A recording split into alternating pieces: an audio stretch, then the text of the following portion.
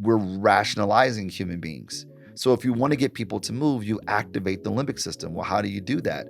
You start with the soul and end with the cell. You start with the emotional. You start with the evocative. You start with the things that resonate in people's affects, that make them feel a thing. And then you close with the rational. This is Brand Story, a podcast featuring in-depth conversations with leaders, marketers, and brand storytellers about their professional journey and the impact they are making on the world around them. Welcome to the Brand Story podcast. I'm your host, Steve Gilman, and my guest today is Dr. Marcus Collins. Marcus is currently the head of strategy at Wieden+Kennedy, New York, and the clinical marketing professor at the Ross School of Business, University of Michigan. He is also the author of the best-selling book, For the Culture, which examines the influence of culture on human behavior and how everyone from marketers, leaders, and activists can leverage culture to get people to take action. Hi, Marcus. Welcome to the podcast. Hello. Thanks so much for having me. Yeah, absolutely. I want to start out just a little by talking about your very unique journey. I don't think I've met someone or heard of someone with a background like yours. And reading your book, I realized that I don't think anyone else could have written this book but you. Well, that's a blessing. Thank you. It's been a long and windy road, man, I tell you. Yeah, it sure has. So you started out studying engineering and then Yeah, somehow from that got into digital music and did digital strategy for Beyonce. Can you just kind of unpack that for me a little bit? sure. You know, I grew up in Detroit, born and raised. And I always start there because I feel like I'm a product of the city. And growing up in Detroit, if you did well in math and science, you're going to be an engineer, like full stop. That was the expectation. So I studied engineering, and I thought that polymers were pretty cool. I thought the plastics and carbon chains were interesting. So I decided to be a materials engineer. So I went to the University of Michigan, which I would say I was interpolated to go to, as imprinted on me at a very early age. So I went to University of Michigan, studied materials engineering, and the first year I struggled, honestly. I remember going home after my freshman year saying, "Mom and Dad, I don't know if I want to be an engineer." And my parents say, "Well, wait till you get to your major, like that, you'll love it." My mother's an academic, so I trust her. Okay. She said, "Wait till you get your major, you'll love it." Okay, Mom, I'll do that. So I go back my second year, and Steve, I didn't love it. Weren't built for it, huh? Yeah, what it was, it's like I thought it was interesting. I just wasn't that interested. I thought it was like it was fascinating stuff, but I just couldn't see myself doing it for the rest of my life, at least in the context in which I thought materials engineers practice. So I took some music theory courses to offset my not so great GPA, and I fell in love with major sevenths. Wow. How about that? Like I used to play piano in church, and I sang Yeah, in choirs, and I loved Boys to Men. So like I was really into music, but it was always a hobby. It was always sort of an extracurricular activity. And took these music theory courses, and I said, "Oh my goodness, this is what I want to do." And it was my first time that I can remember as an adult being excited about learning. And I was like, "This is the thing for me." And I went home after my sophomore year, said, "Mom and Dad, I know what I want to do for a living." They go, "Out with it." They're excited. And I go, "I want to be a songwriter." They go, "Oh, no, you don't." That is not true. Not well received. No, not even close.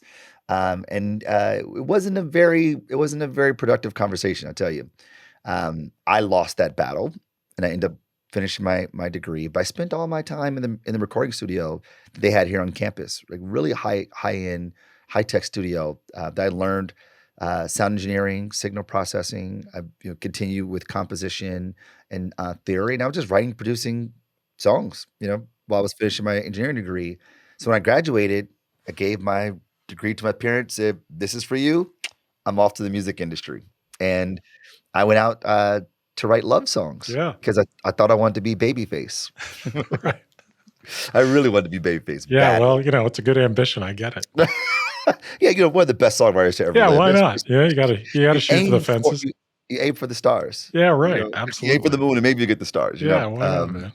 And I had like some moderate success. I guess if you get paid for what you do in the music industry at any sort of level, then that you count that as a win.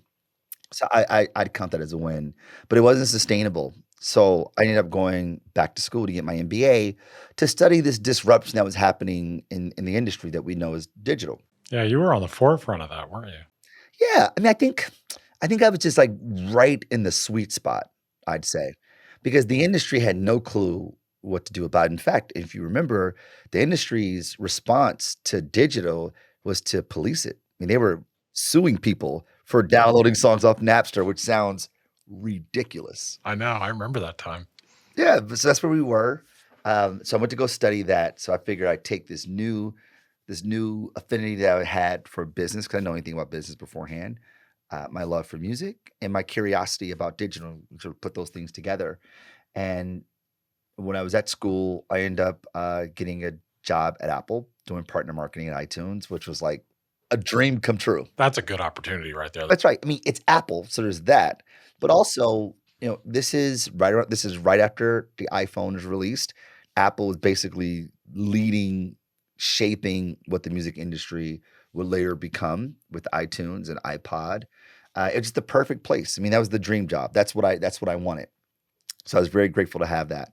And while I was there, I ended up well, actually, right after that, I ended up bumping into Matthew Knowles, who has a daughter named Beyonce. Yeah, right. Perhaps you've heard of her. Yeah, she sings a few songs. And he goes, "Wait a minute. You mean to tell me you're an engineer, you started a music company, you have an MBA, you worked at iTunes, and you're black? Dude, you don't exist." Yeah, you are a bit of a unicorn, my friend. As what he says, you just don't exist. And I go, "I exist, man. I'm real." According to the lore, he thought that I'd lied on my resume. He didn't think it was real. So we met a few times, and he says, "You should run digital strategy for this organization," which meant I would run digital strategy for Beyonce. And I go, "Oh yeah, count me in for that." Man, that's pretty close to being babyface. I mean, it's not, it's babyface adjacent, sure. But Yeah, that that's might be the fair. coolest job I've heard of.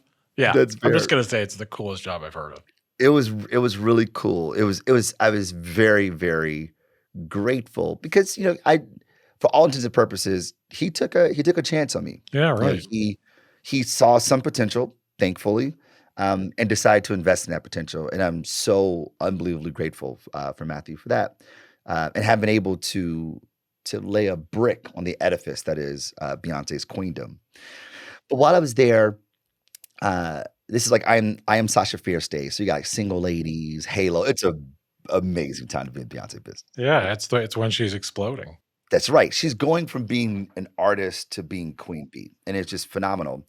But I had the sense that, 1, um, my colleagues who were working outside the music industry, that they had a better understanding of the space than I did, of this digital and social space. And I just felt like the music industry was so far behind everyone else. So I was concerned about that because I didn't know if I was growing. The second thing is that I didn't know how good I was. Like, everything I was doing was successful with Beyonce because it was Beyonce. Right. Good point. And the whole time, I had to ask myself, like, is any of this because of me? Like, I have no clue if I'm good or not. I'm just sort of riding the waves of this juggernaut of an artist and benefiting from that. But that really ate at me. That I didn't know if I was good or not, and that was hard to look in the mirror. Good for you for asking yourself that question. So many people wouldn't. Yeah, right. We just kind of go along with it, and there's great benefit in that too. But just for me and my disposition, I just had to know. If I were mediocre, I would just want to know that. Like, I would just want to know. And I was willing to bet on myself to find out. You really segued from that into the advertising world.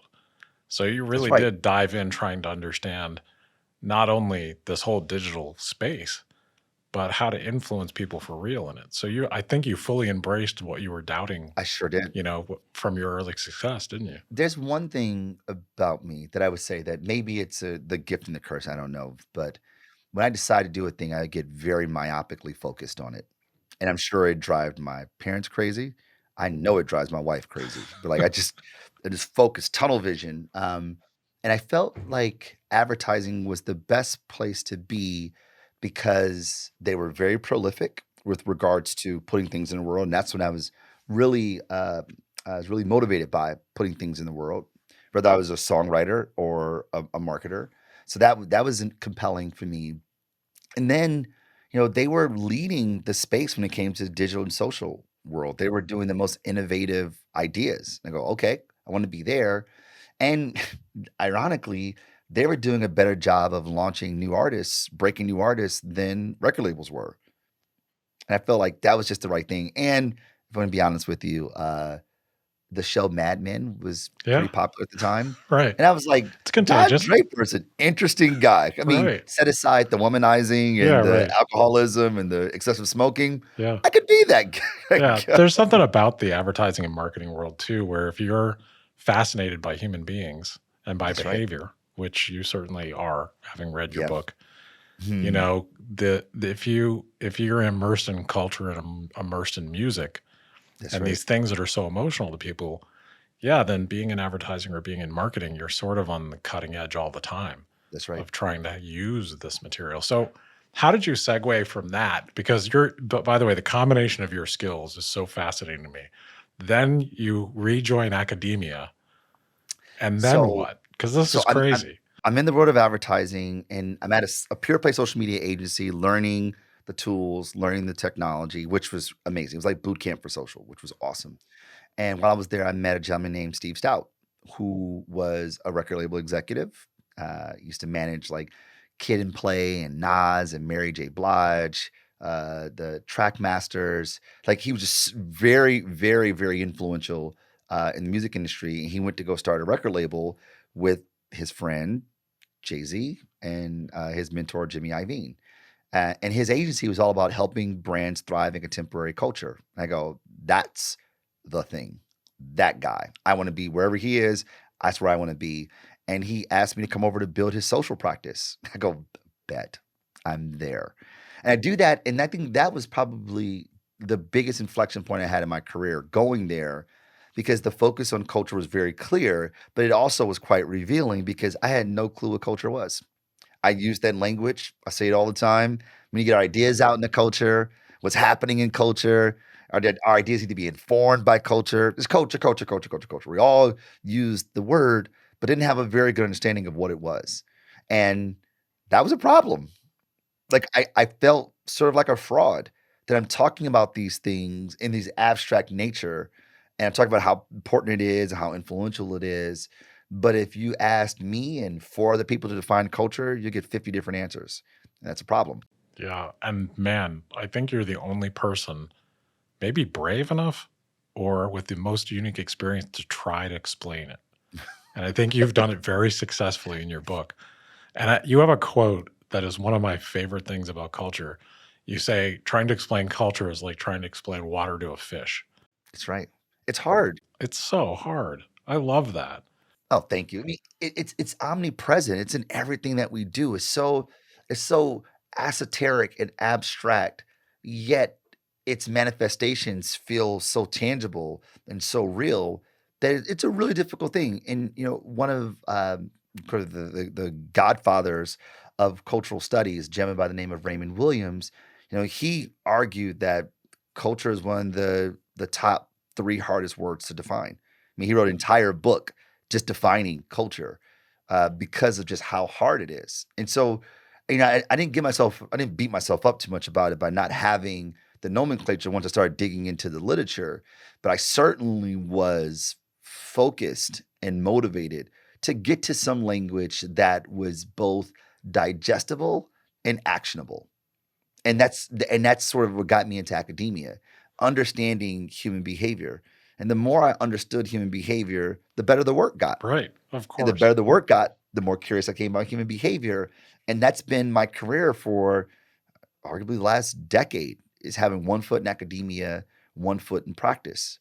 Because as I rigorously interrogate what we know about people, I use that to inform what we put in the world. That is a magic combination. Being able to have a foot in both those worlds so that you can do research and you can have the time to study and think and then also apply it and be a practitioner at the same time. I feel very fortunate. Yeah, you've landed in a rarefied space, my friend. That's pretty cool. I feel very fortunate because I get to learn from people who are just so much smarter than I am. And I get to be a part of the discourse and hear them debate and interrogate these ideas with great precision. And I go, oh man, I never thought about that. And they say, well, they'll quote scholars. And I go, I need to go read their stuff. And as I read their stuff, I'll go into the practicing world, and I would hear us use these, these abstractions. And I go, what are we saying here? Like, let's get better language. And then I would learn from my peers on the practicing side because they're just really good tacticians. They're just really good at the execution of things. So I'm learning how to execute and learning how to concept. And if anything novel that I bring to the table, it's just connecting the dots between the two. Which is so important and so useful, because sometimes academia, I mean, the usefulness is, there's no question, but it's hard to make it practical. Yeah, You get thinking, and then you're a practitioner. You're in a world that's moving very fast, that has a lot of demands, financial demands, success demands, metrics, all these things. So making it practical, making theory practical, is unique to the situation. It's unique to the personalities. It's unique to the brand. It's unique. So yeah, I think you're very uniquely suited to bring those two things together. I think that's so cool. So let's talk about your book a little bit. It's behind you. I love your background, by the way. I love when I talk to a marketer, because that's beautiful. That's a beautiful thing behind you right there. thank you so much. I love it, man. And so your book, For the Culture, and I think the subtitle for your book, The Power Behind What We Buy, What We Do, and What We Want to Be. Usually you get the shorthand, everyone says For the Culture when they're talking about the book. Man, that is an accurate statement. Your subtitle for this book is so accurate, and it's really how you're making it useful for everyone. And like we talked about, I think marketers throw this word culture around like crazy. That's right. And it's really hard to unpack it. Do you want to take a shot? I know you have many different expectations. Can you teach us a little bit about what culture is and how we apply it? So my theoretical repertoire sits mostly in sociology. So I have a bias towards a sociological view of the world. So I think about culture through a Durkheimian lens. So it's Emil Durkheim, one of the founding fathers of sociology. He talks about culture as a system of conventions and expectations that demarcate who we are and what people like us do. Right? They're a system of conventions and expectations, and those things are manifest as the beliefs, our collective understanding of truth, of what is true, the beliefs and ideologies, the stories we tell ourselves. And then there's a shared way of life, the artifacts, behaviors, and language that's normative for people like us. And then the way we express ourselves through cultural production. This is music, art, literature, film, and brands and branded products. And the alchemy of those systems or system of systems represent our culture. And if you take it one step further, Raymond Williams, who I mentioned earlier, he would talk about culture as a realized signifying system. Or said differently, culture is a realized meaning-making system. That is, it's through these conventions and expectations that we translate the world and give it meaning. So if I were to sort of Voltron a definition, it would be culture is a realized meaning-making system of conventions and expectations that demarcate who we are and govern what people like us do. Wow, man, that's so powerful. It seems like a simple sentence, but it's so powerful. Took me a lot of years to get there. Man, I bet, because that one I've read your book, and I keep rereading sections of it, because it's like culture is like an onion. I mean, you have culture inside a company you work, where you have certain phrases and certain behaviors and certain things you say to each other. If you come into a company, you don't know those buzzwords and the cool things people say. That takes you a while to be part of the culture. That's right. And that's like an outsider. Yeah, for an outsider, that's like a microcosm. Then That's right. you move from population to population, subculture to subculture, interest to interest. People that are into NASCAR are a culture, and people that are into hip hop are a culture.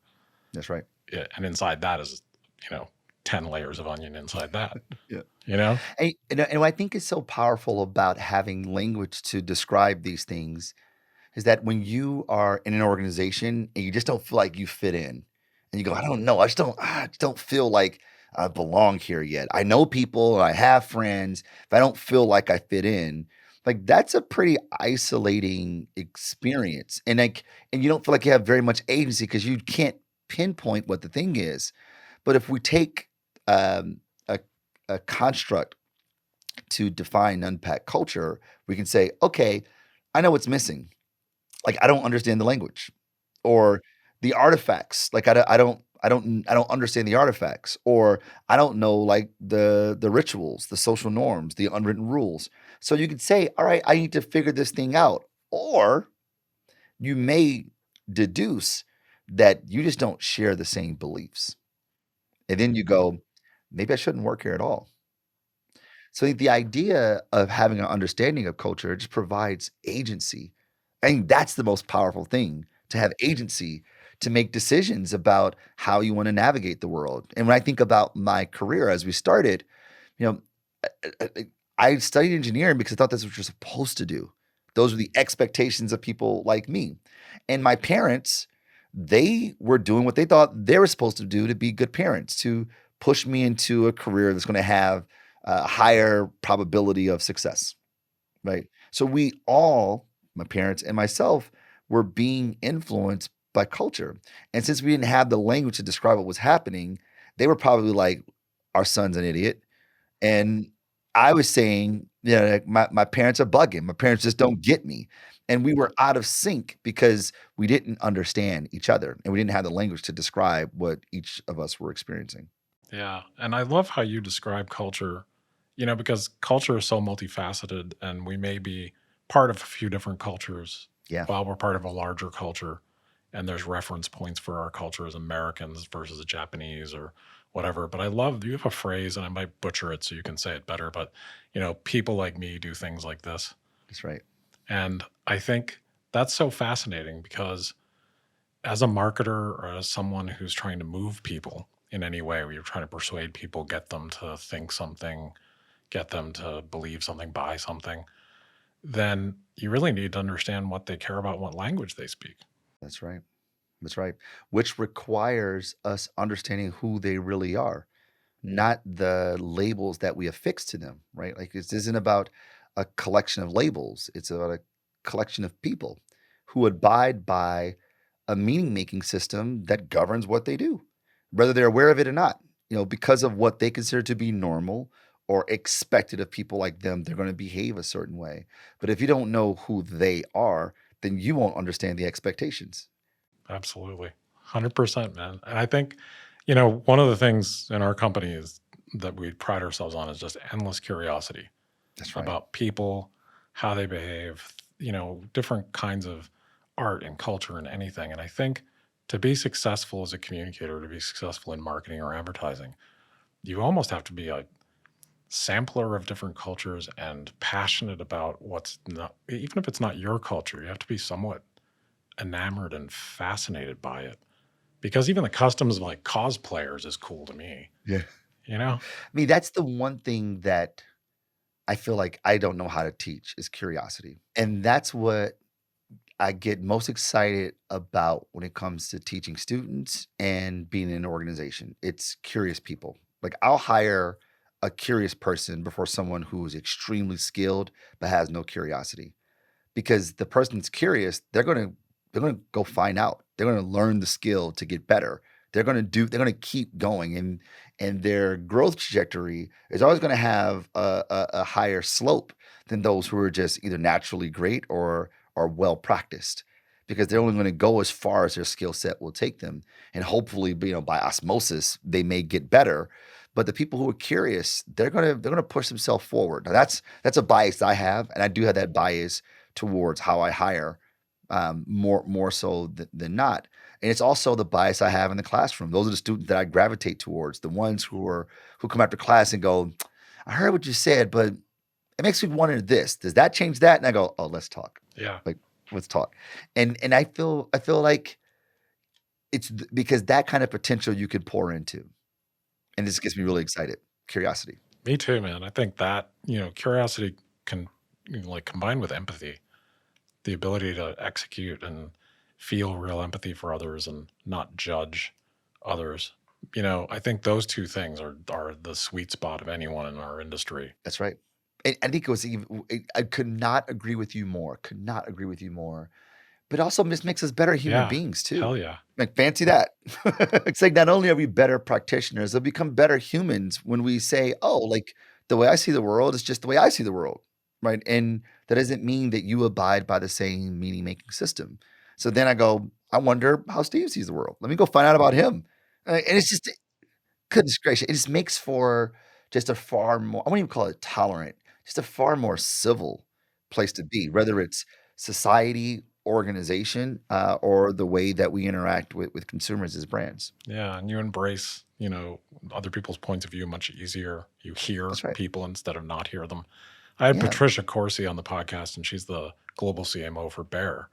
Oh, yeah. And her advice to anybody young that's a marketer was go travel, meet other people. If you can't do it in person, do it virtually. Have other experiences. And, I just thought, it's a little bit of a different way to say what we were just talking about is you have to get a sense for what other people are going through and their struggles and what they care about, what language they're speaking emotionally. Yeah, and I think when you do that, you learn about yourself. Oh, hell You yeah. know, when I was in my songwriting days, I went on tour with, the most interesting thing I felt like I've ever done. There was a they're based here in the States. They were an Islamic boy band, Oh, cool. and one of the guys I went to school here in Michigan, with, and they were working on an album. It was their 3rd album, in fact, and he goes, "Yeah, we're kind of a big deal overseas and working on our 3rd album." I'm like, "Sure, whatever," and he's like, "Can you help us write some songs?" And I'm like, "Yeah, sure, great, I'm a songwriter, this is what I do." So I wrote some stuff with them, did some recordings, and they launched the album, and they said, "Hey, we're going on tour. You wanna come with us?" And I was like, "Where are you going?" It's like, "Oh, we wanna be in the UK," and I'm like, "Sure, I'll go to London and Birmingham, great, it'd be awesome." And I go there and I spend time with them. First of all, they're like the NSYNC of Islamic boy bands. Like, they were like girls chasing them to the bus, the wildest thing I've ever seen. But what was interesting is that as I spent time with them and watched them practice their faith, I felt like I became a better Christian Wow, that's really be cool. because I would hear them say things like, "We'll meet them at 5 o'clock, inshallah." Or like, hopefully we'll make it to the venue in time, inshallah. And I was like, why do you keep saying inshallah? What is that? And I was brave enough, curious enough to ask, like, what does that mean? It says, oh, it means God willing. And I go, oh my goodness, as Christians, that's what we're supposed to say. We're supposed to say, hey, we don't control things, God willing, these things will happen. And I was like, oh wow. And I think that that's what makes for a good market researcher. As one scholar puts it, is that you find the familiar in the strange. Yeah. Wow, I love that phrase. It's the coolest thing. But traveling internationally, it forces you to be empathetic because you don't have the safety of your biases to lean on. So you're coming into a new environment, you go, all this stuff is new. So I just got to sort of observe it. And as you observe it, it goes from those people crazy to that's interesting to let me taste it. And it's a great place. I think travel like that, international, and even I love going to big cities, and the crazier the city, the better for me. Um, I think what it does is it forces you to meet yourself in your Yes. reaction. You know, Yes. your Yes. reaction to what's happening. I sort of developed this phrase that I use now that when I travel, and you'll notice yourself saying, I like this or don't like it. And I just say to myself, well, that's happening. You know, like so that it slows me down. And I'm like, that's happening right now. I'm seeing Yeah. this happen. And I love it that. kind of just changes my mind, my point of view a teeny bit to where I'm like, yeah, that's happening. I shouldn't have a value judgment on this right now, unless it's something bad or dangerous or whatever. But people have all these different behaviors and they're part of these subcultures and they love them and they're passionate about them. And I just think it's the coolest thing. Yeah. And the other side to that is when I'm teaching, I have international students in my class, Yeah, right. and they do a good job of finding the strange and the familiar, where they'll go, "Why do you all do that?" And I go, "What do you mean? We just do it." And they go, "That's not odd." And I go, "Oh, man, I never really thought about that. That is kind of odd that we do that. Doesn't make a lot of sense. It's not that rational, not that logical, but we do it without thinking, and it's hard for us to see ourselves." right? Like you said, like to find yourself is hard for us to do that, but it requires some some things being unfamiliar for us to take inventory that way. Yeah, and travel is like a mirror that way. But I think that, what you're getting at is that we need a little bit more elasticity Yeah, to be able to sort of experience new things. And in that experiencing of new things, we learn a little bit more about the world and about ourselves. we really do. I think elasticity is a great way to put it. I come from a theater and an improv background and also a marketing business background. Oh, very cool. Yeah, so for me, like, yes and is how I live, and wanting to, see the possibility is just how I operate. I think it's so fascinating about that. I've become fast friends with Kelly Leonard, who's the executive director of Second City and wrote the book Yes and. Yep.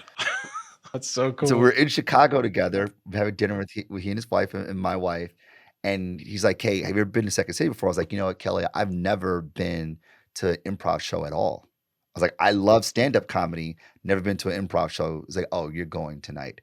And I went, and it was the most fascinating thing because as I'm observing it, and I'm observing this, like I could tell that they're creating new things on the spot.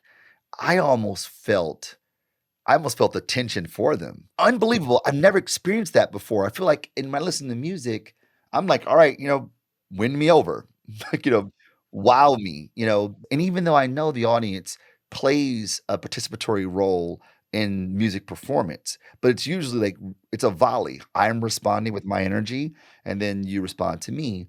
But when it comes to improv, I just feel like there's so many nodes in that network that makes it work that I felt like I was on stage just as vulnerable and naked as they were. It's the most fascinating thing. So when you say you come from an improv background, I can only imagine how you see the world as a marketing practitioner because of the complexity and the amount of dynamism associated with that art form. It's pretty cool. Absolutely, man. It's influenced everything I've done. Like, I spent 20 years actively doing performing improv and teaching improv, and I just love it. And I think it really just gets you in touch with how emotional human beings are, because that thing that you talk about that audiences go through with improv shows is different than what they go through in any kind of presentational theater. And I've directed a ton of plays because they know it's happening right that second. So their energy is part of it. So their response changes the action, and the action changes their response, and it becomes this strange speed emotional communication between the audience and the performers. It's just nuts, man. It's a nutty space to be in. And I think that, while I was reading your book, I was reflecting on that a lot because, improv and performers and people that do that is kind of a culture. It's a subculture. People who love to go see it have a little bit of an affinity for it. And it becomes kind of a bit of a culture. Theater people are certainly a culture. And it made me start thinking about emotional decision making. And there's something you said in your book that it's a phrase, start with the soul and end with the cell. Yeah. Dude, can you unpack that a little bit? Because there's a few things you say in your book that I was just like reading it, and I like out loud, I'd be like, damn, that So was one of them. that line comes from a guy named C.C. Chapman. He's a professor at Babson College.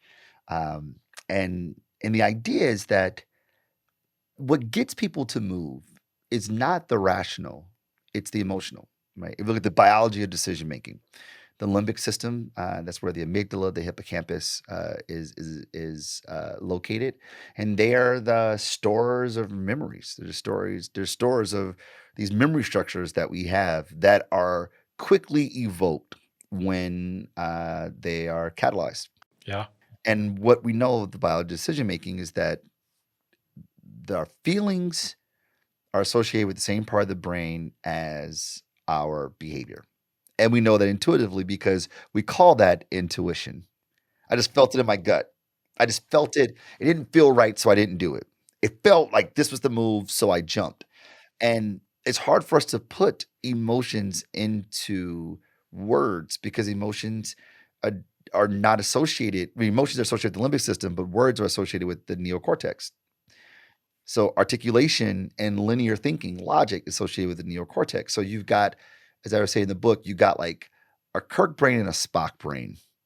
Your Kirk brain is like, Marcus, let's just do this. And your Spock brain is like, whoa, whoa, whoa. Let's look at the data first. And we love to think of ourselves as Spocks. We want to be data-driven decision makers, but we ain't no Spock. No, we're not.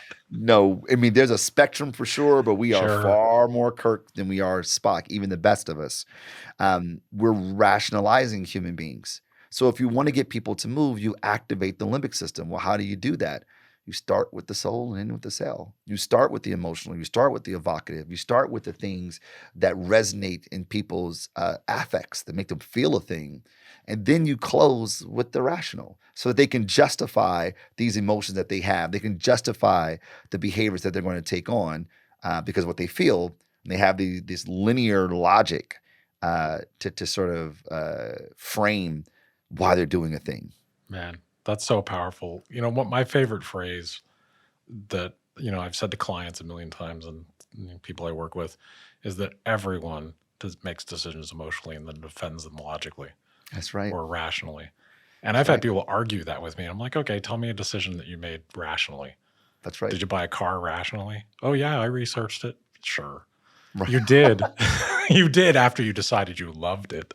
That's right. You know what I often refer to in those cases? I go, okay, let's look at this through theory, right? And I would bring up Clay Christensen's jobs to be done theory, Love that. which is well appreciated, well respected. I go, great. People who don't buy brands and branded products, they hire solutions to get jobs done. They go, yes, and I bought this product because it's the best at getting the job done. Okay, so let's break down the jobs to be done. There's a functional job, an emotional job, and a social job, right? So the functional job is just 1/3. So 2/3 of getting the job done has nothing to do with the performance of the product. Everything to do with what you feel and what other people think about you. Those are emotions, my friends. They sure are. Like, so yes, the product has to be parity. Yes, the product can't be trash for sure. But 66% of what's driving this thing has everything to do with what's inside of our hearts and our minds, which is all in our minds. And the better we understand that, the faster we'll stop lying to ourselves. Here, here, man. And also, if there's ever an argument between those three factors in making a decision, we all know who wins. Absolutely. I just wanna. I just gotta have it. Yeah, I just gotta have it. I know it doesn't make sense, but I gotta. I just gotta do we know it. that.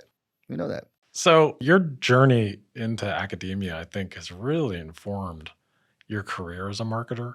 And do you think the book came out of just trying to connect the dots between the incredible amount of theory that you know and sociology you know and this very human world of marketing? What made you do this book right now? If I'm being very honest, I didn't think I would write a book, especially no time soon. Yeah. And I think a part of me felt like I don't know if I had a book in me. Because I mean, like I don't. I'd be lying if I said I love writing. I love to have written, but writing is painful.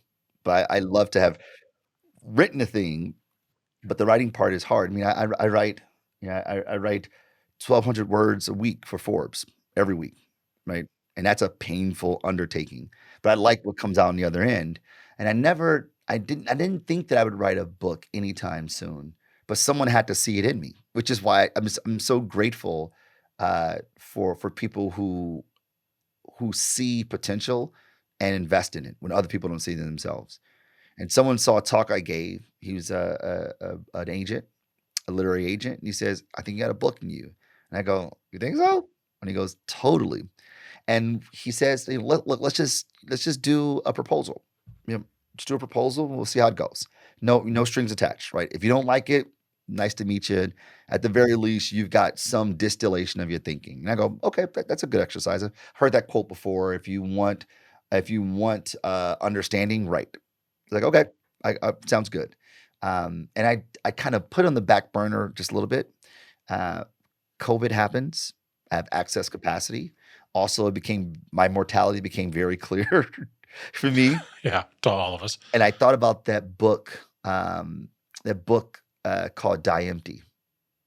And the argument was that tomorrow isn't promised, right? So you need to go now, right? Like the most expensive real estate in the world is the graveyard, because that's where people didn't launch ideas and write books and so I was like, all right, I'm gonna do it now. So I decided to just kind of go after it. and wrote the proposal. We submitted it and we got some traction, which was awesome. And then I had to write the book. Yeah. Now what I And that get was myself difficult. into. It was exact man. At one point, I was like, maybe they need to go take their money back because I don't think I can do this. But what it was, I mean, just to sort of like, like put the bow on this conversation is that I had to find myself. Like I knew the theory, I knew the literature, I knew the application, I had, sort of the receipts as far as like work I put in the world, but I didn't have the clearest point of view that was my own. And I had to like find my voice. And I wrote the first chapter, which isn't the actual chapter that's in the book now. When I wrote the first chapter, it was very clinical. Like I was just kind of like, these are the facts, these are the whatever. But once I really got my arms around what I was writing, it became just very vulnerable.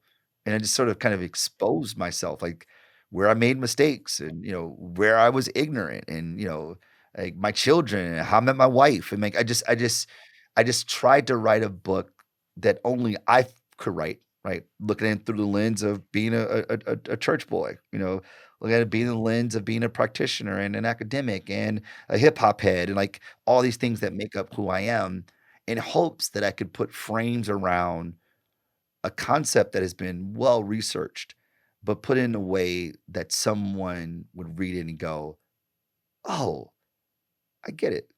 Or sit or may feel like I've always knew what it was, but I never had the articulation to communicate it, and now they feel more empowered, like they have more agency to do something. And, and that makes it worth it. Yeah. And I think the incredible thing about your book for everyone listening is that it is superhuman. It is like the most human way to learn.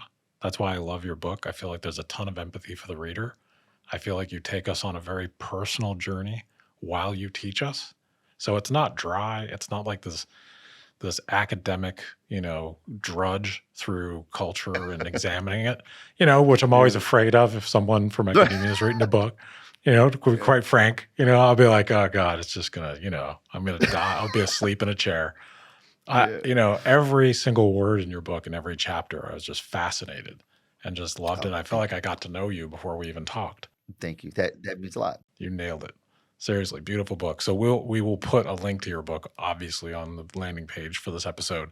And before I let you go, I have a couple like speed round questions for you All right, let's do it. that I think will just be fun. These aren't about your book. These are just some questions I like to ask. So what's a piece of advice that you've been given that really stuck with you? It was by Steve Stout, and he says, if you have an idea that is logically sound and everyone else thinks you're crazy, you're probably onto something. Love it. That's beautiful. So what would you call this chapter of your life? There's a lot going on for you right now. What would you name this chapter? Oh, yeah. These are my Phil Jackson years. And I think of it that way because, we know Phil Jackson as a coach, right? He's one of the best coaches. But Phil Jackson used to be a player. Like he won 2 championships. He was a player, right?